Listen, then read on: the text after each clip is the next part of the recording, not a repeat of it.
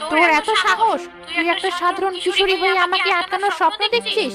আমি এক ফুঁয়ে তোকে উড়িয়ে দিতে পারি। সালমা দিয়ার দিকে একটি কালো জাদুর রশ্মি নিক্ষেপ করে, কিন্তু ফুলের নীল আভা থেকে একটি অদৃশ্য সুরক্ষা বলয় তৈরি হয়ে যায়, যা সালমার জাদুকে প্রতিহত করে। অসম্ভব! এটা কি করে হলো? ফুলের শক্তি তোকে রক্ষা করছে কেন? কারণ দিয়ার মনে কোনো লোভ নেই, সালমা। তুলে নে, আমরা দুজনেই শক্তি ভাগ করে নেব। আমরা পুরো পৃথিবী শাসন করব।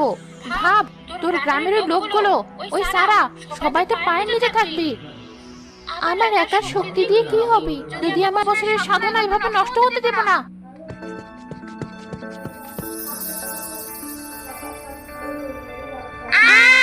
এই আলো! আমার শরীর পুড়ে যাচ্ছে, আমার জাদু উড়ে যাচ্ছে, আমার শক্তি না!